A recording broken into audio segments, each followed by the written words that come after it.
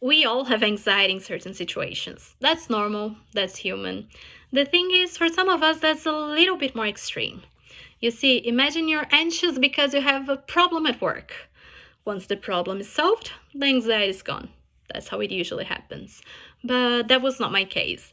Around 1 year ago, I was diagnosed with generalized anxiety disorder.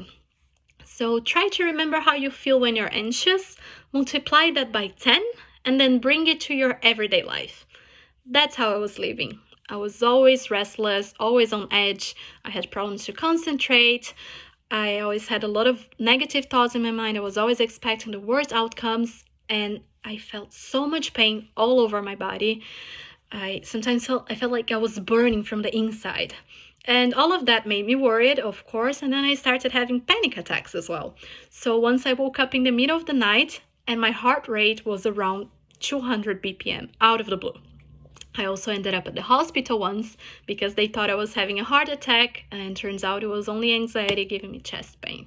So you see, when you live with this kind of things, the quality of life goes really down.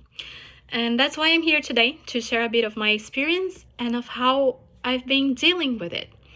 I think the first and most important step is to acknowledge that something is wrong, is to look at yourself and realize that those symptoms are not normal and that you shouldn't be feeling like that constantly. And then we need to seek professional help. Especially with generalized anxiety disorder, we're not going to heal from it without professional help. So I was seeing a therapist every week. I was also talking to a psychiatrist. I was taking pills. I still take them.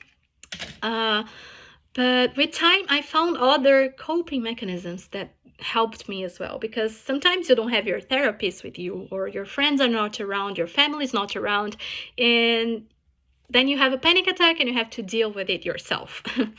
So one of the things that helped me the most with this process was slow-paced breathing. I didn't know about it until I did some research, and it was fantastic.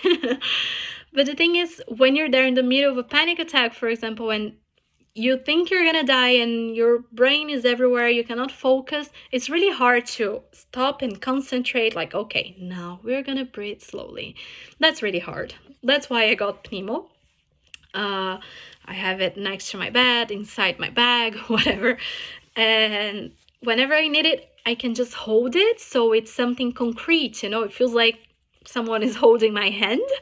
And then I just turn it on and it guides me to breathe slowly on the right rhythm. So it's like 6 seconds to exhale and 4 seconds to inhale. So I just follow the vibrations, and then I in the right rhythm until I feel better. It helped me a lot. After a few minutes, I could already feel a lot of difference. And after around 10 minutes, it's like the panic attack was gone, the anxiety was lower. So yeah, Pneumo has been my best friend in the past months because it's always there for me. And that's why I wanted to share this tip, because it has helped me a lot. It has helped a lot of my friends as well, and I think it can help other people. And of course, there are other things you can do for yourself, like exercising, eating better, drinking a lot of water. All those things we already know and sometimes we take for granted.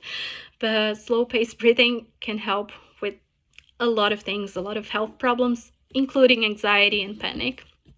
So yeah, if you're going through something similar with anxiety, with panic, with generalized anxiety disorder, just know you're not alone. Things are going to be okay. There is a way out. And don't forget to breathe.